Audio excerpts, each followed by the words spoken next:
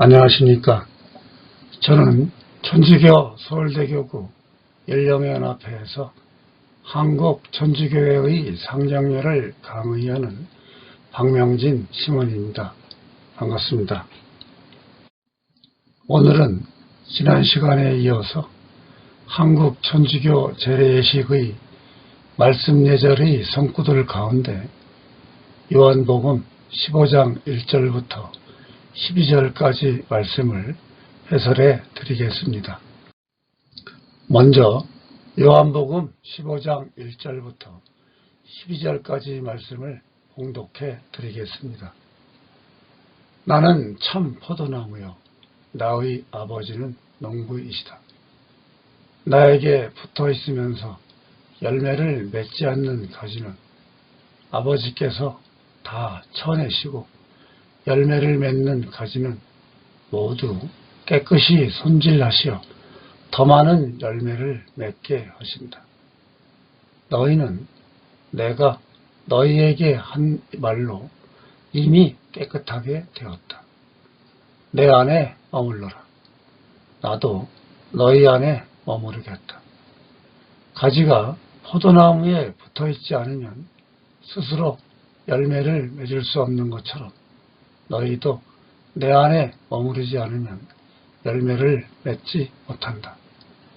나는 포도나무요 너희는 가지다. 내 안에 머무르고 나도 그 안에 머무르는 사람은 많은 열매를 맺는다. 너희는 나 없이 아무것도 하지 못한다. 내 안에 머무르지 않으면 잘린 가지처럼 밖에 던져져 말라버린다. 그러면 사람들이 그런 가지들을 모아 불에 던져 태워버린다.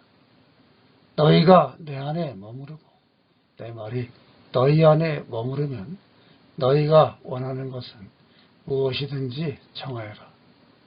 너희에게 그대로 이루어질 것이다. 너희가 많은 열매를 맺고 내 제자가 되면 그것으로 내 아버지께서 영광스럽게 될 것이다. 아버지께서 나를 사랑하신 것처럼 나도 너희를 사랑하였다. 너희는 내 사랑 안에 머물러라. 내가 내 아버지의 계명을 지켜 그분의 사랑 안에 머무르는 것처럼 너희도 내 계명을 지키면 내 사랑 안에 머무를 것이다. 내가 너희에게 이 말을 한 이유는 내 기쁨이 너희 안에 있고 또 너희 기쁨이 충만하게 하려는 것이다.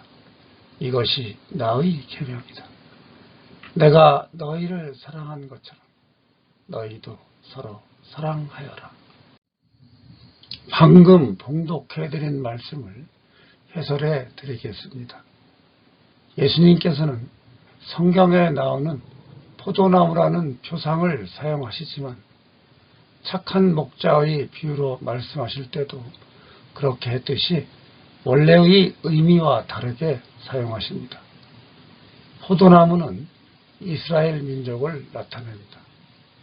선택된 혈통을 이어받아 주님의 사랑을 받아온 이스라엘 민족은 마땅히 의로운 열매를 맺어야 했습니다.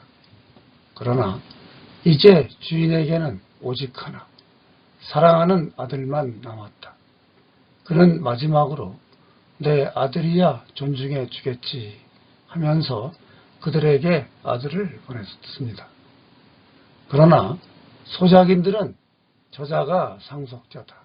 자, 저자를 죽여버리자. 그러면 이 상속재산이 우리 차지가 될 것이다 하고 저희끼리 말하면서 그를 붙잡아 죽이고는 포도밭으로 던져버렸습니다. 그러니 포도밭 주인은 어떻게 하겠습니까? 그는 돌아와서 그 소작인들을 없애버리고 포도밭을 다른 이들에게 줄 것입니다.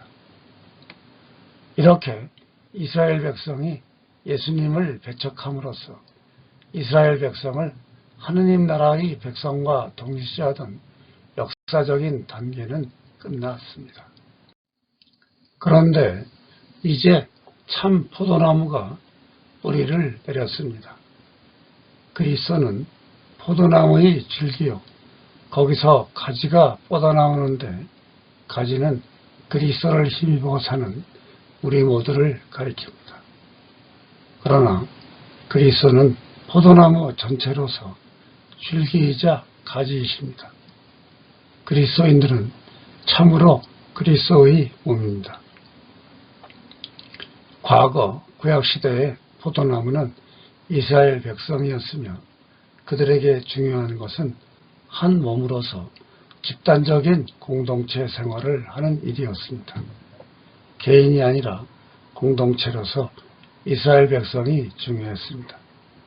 그러나 이제 예수님께서는 당신 자신을 포도나무라고 하십니다.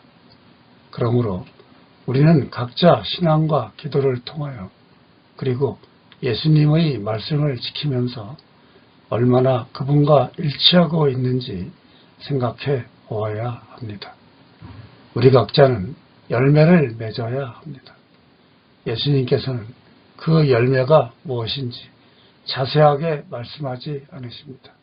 즉, 그것이 봉사와 이기심인지 아니면 사회 정의를 위한 활동이나 하나님께 은밀히 봉헌한 삶인지 말씀하시지 않고 그 열매는 성령으로부터 나와야 하며 성령의 각인을 받아야 한다고만 말씀하십니다.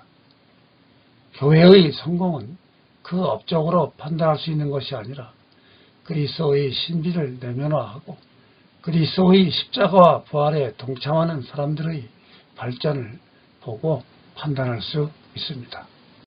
학자들은 일반적으로 요한복음 13장 31절부터 14장 31절까지를 1차 고별 담화라고 합니다. 이에 비하여 15장, 16장을 추가한 것을 2차 고별 담화라고 하고 17장도 그러한 맥락에 추가된 것으로 여깁니다. 예수님께서는 두 번째 고별사를 통하여 우리가 세속에서 흔들리지 않고 충실하게 살도록 촉구하십니다. 그분께서는 당신 자신을 포도나무라는 형상으로 계시하십니다. 참이라는 수식어는 포도나무의 질적인 특성과 유일무이한 점을 강조한 말로서 예수님의 특성을 규정하는 것입니다. 즉, 예수님만 생명과 구원을 주시는 유일무이한 분이시라는 점을 가리키는 표현입니다. 나의 아버지는 농부시다. 이러한 말씀은 하느님께서 농부로서 예수님 안에서 당신의 일을 하신다는 하느님의 중심적인 표현입니다. 나에게 붙어 있으면서 열매를 맺지 않는 가지는 아버지께서 다 쳐내시고 열매를 맺는 가지는 모두 깨끗이 손질하시어 더 많은 열매를 맺게 하신다. 이러한 말씀은 일종의 비유로서 포도나무에 대한 농부이신 하느님의 특별한 보호와 함께 포도나무의 쓸모 여부에 역점이 있습니다. 포도나무는 열매를 맺는 나무로서 내 안에 머물러라. 이러한 예수님의 명령과 내 안에 머무르지 않으면 잘린 가지처럼 밖에 던져져 말라버린다. 그러면 사람들이 그런 가지들을 모아 불에 던져 태워버린다. 이러한 경고의 말씀에서 그 의미가 구체적으로 됩니다.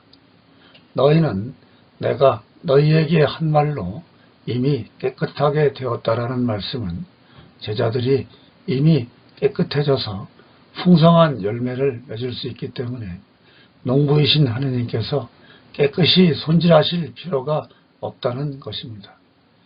예수님께서 제자들에게 한 말은 예수님께서 계시하신 말씀을 가리킵니다. 예수님께서 하신 말씀으로 말미암아 제자들이 이미 깨끗해진 것은 예수님께서 계시하신 말씀이 바로 영이며 생명이기 때문입니다. 그러므로 제자들은 구원 상태에 있게 된 것입니다. 내 안에 머물러라.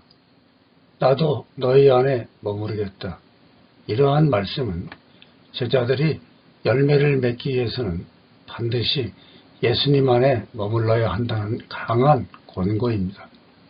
이어지는 가지가 포도나무에 붙어있지 않으면 스스로 열매를 맺을 수 없는 것처럼 너희도 내 안에 머무르지 않으면 열매를 맺지 못한다라는 말씀은 예수님과 단단히 묶여있는 관계가 강조된 말로서 예수님께서는 제자들이 열매를 맺도록 하는 근본이라는 뜻입니다.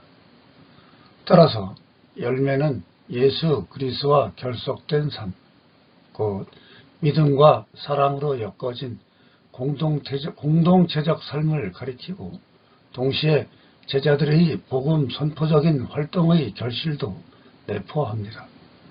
나는 포도나무요 너희는 가지다. 내 안에 머무르고 나도 그 안에 머무르는 사람은 많은 열매를 맺는다. 너희는 나 없이 아무것도 하지 못한다. 이러한 구절을 통해서 포도나무와 가지의 비유가 바로 예수님 자신과 제자들의 관계를 뜻한다는 것을 명시하고 제자들의 모든 노력과 활동은 그들이 예수님 안에 머물러 있음으로써 열매를 맺을 수 있다는 것을 강조합니다. 이어지는 내 안에 머무르지 않으면 잘린 가지처럼 밖에 던져져 말라버린다. 그러면 사람들이 그런 가지들을 모아 불에 던져 태워버린다. 이러한 말씀은 예수님의 제자들에게 대한 경고로서 부정적인 경우를 강조합니다.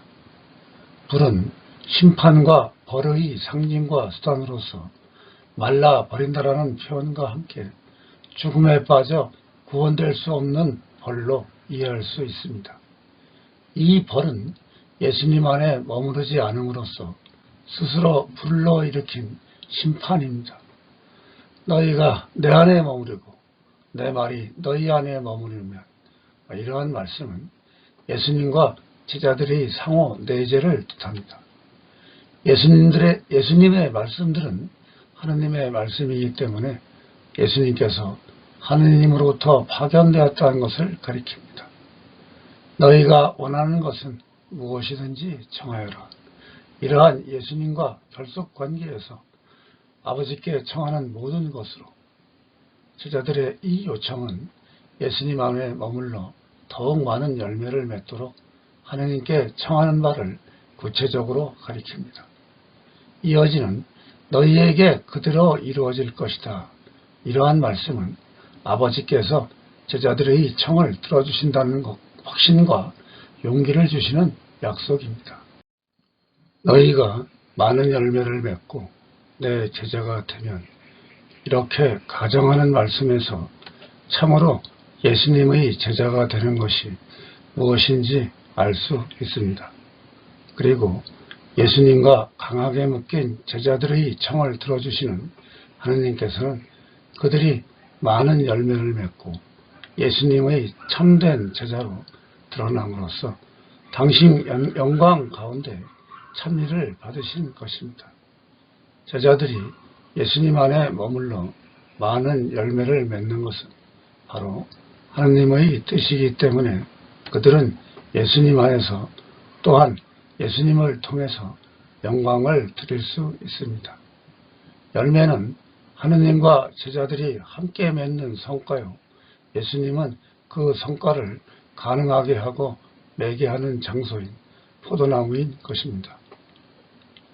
그러므로 예수님은 당신 자신이 아버지로부터 받으신 그 사랑으로 제자들을 선택하고 받아들이신 것입니다. 너희는 내 사랑 안에 머물러라. 이러한 말씀은 예수님으로부터 받은 사랑하는 삶을 영위함으로써 예수님의 뜻을 실천하라는 것입니다. 제자들은 참으로 예수님의 제자임을 드러내고 증언함으로써 예수님의 사랑 안에 머물렀습니다. 내가 내 아버지의 계명을 지켜 그분의 사랑 안에 머무르는 것처럼, 즉 예수님의 사랑은 아버지의 사랑에 근거하고 예수님께서 아버지의 계명을 지키신 것은 동시에 제자들도 그렇게 할 수 있게 하는 동기가 됩니다. 그러므로 예수님의 계명을 지키는 사람은 예수님의 사랑 안에 머물 수 있는 것입니다. 1절의 기쁨은 예수님과 결속되어 있고 제자들에게 선사된 것이며 예수님과 함께 한 공동체 안에서 가득 찰 수 있는 종말론적인 기쁨입니다.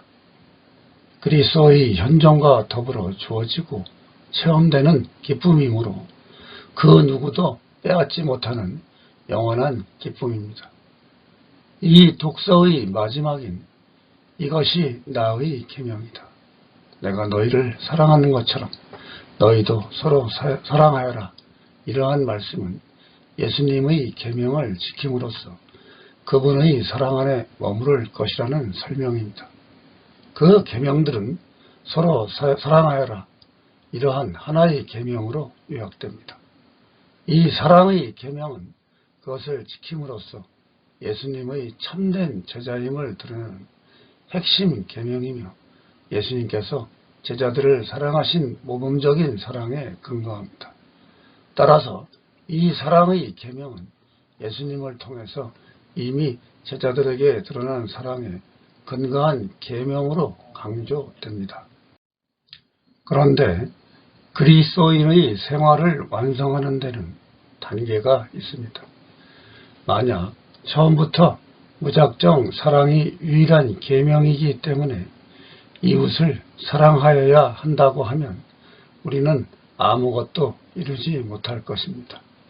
왜냐하면 예수 그리스도의 생각을 자기 것으로 만들지 못한 채 각자 자기 멋대로 사랑을 생각할 것이기 때문입니다.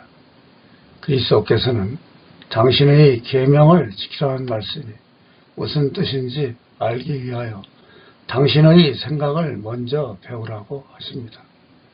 그리스도의 생각을 알므로써 우리는 그분의 친구가 되며 우리를 사랑하고 우리 안에서 활동하시는 분이 그리스도이심을 알게 됩니다. 그 후에야 우리는 진정한 사랑의 열매를 맺을 것입니다. 진정한 사랑의 원천은 그리스도이시기 때문입니다. 오늘 강의는 여기까지 하겠습니다. 다음 강의는 상장 예식의 특징과 문제점입니다. 감사합니다. 안녕히 계십시오.